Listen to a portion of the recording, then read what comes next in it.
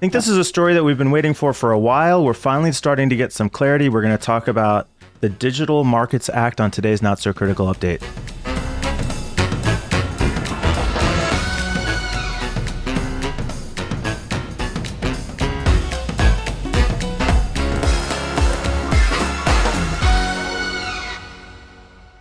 The European Union reached an agreement on landmark digital rules to rein in online gatekeepers such as Google and Facebook's parent company, Meta. This is something that I think we've been looking for a while.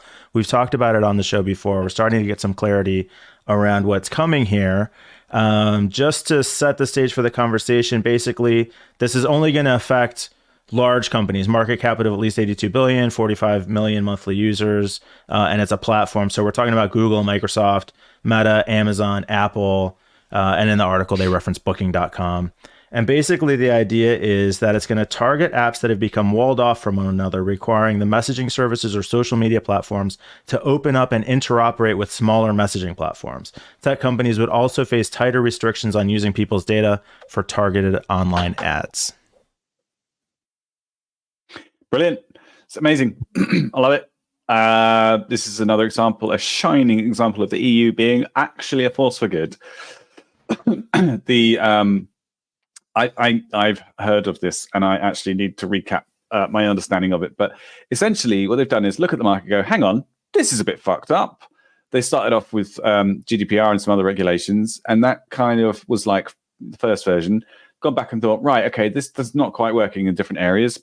We need to make sure that these loopholes are closed, and this is round two. And it goes hand in hand with the DSA, the Digital Services Act, and the Digital Marketers Act. And basically, it comes from the point of view of the end users, the people that are actually being negatively affected by this, because the corporations are going to be fine. They're going to carry on making shitloads of money. They're just not going to be able to exploit end users as much anymore. And it's great. So, hooray!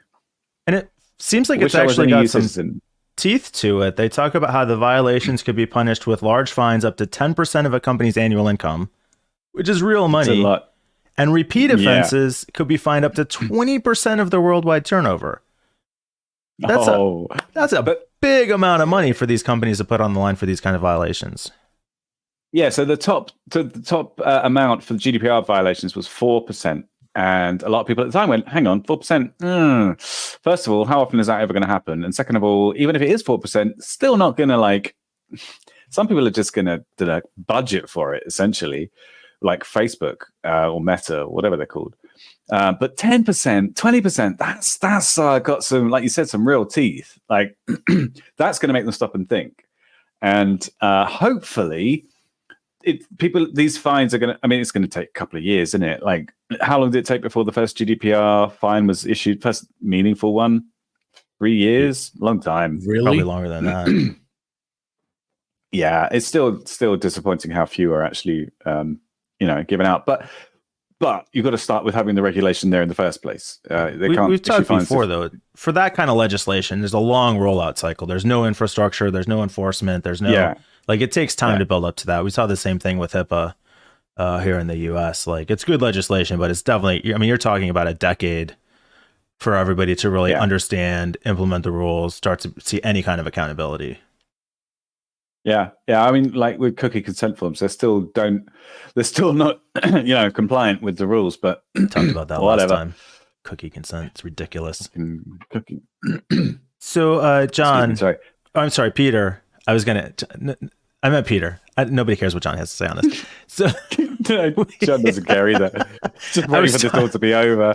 I was talking to... Oh, God, it's a mic. I was talking to a buddy about how the EU has more freedom to pursue things like this, GDPR, this Digital Markets Act. And Peter, I said that based on something you had said to me, but then I couldn't remember what it was. So why is the EU uniquely positioned to do this kind of thing? Well, it's my opinion. And as an armchair politician and expert on the EU, although not an EU citizen anymore, I feel fully qualified to let everybody know what that opinion is. Basically, I think it's because the EU is all about the people, the citizens. That's the kind of core of the EU. And each country has veto power over anything that goes in. So there's no country that can come in and lobby for something that is purely in their own interests. So, like, Poland has a terrible LGBT track record, and Belarus is essentially a dictatorship, and whatever. Hungary, there's some terrible places there. I mean, terrible people doing things, but no individual country can go, oh, I want to ban gays or whatever. So anything that does get through has to basically be for the benefit of everybody. And it's great. It means you end up with great legislation like this, which nobody can look at and go, no, actually, yeah. And also, corporations are good at lobbying states, but they're not as good as lobbying entire countries. There's much stronger protections in place. It does happen, of course. I mean, there are lots of situations where companies have heard of influenced America? the whole country. Yeah. Well, aside from yes, our entire industry is built on lobbying the country. Yeah, but what I'm saying, right? So, I was actually specifically thinking about Russia influencing the UK recently, but whatever. Yeah, so nobody can look at these regulations and go, no, this is a bad idea. Who does this benefit? This is terrible. I'm going to vote against this. There's no legit reason to vote against this at all, even though it would have happened in America, because there'd be some tax break or something that would. And we made it through the entire episode without hearing from Jon at all. Jon, do you have anything to say? Actually,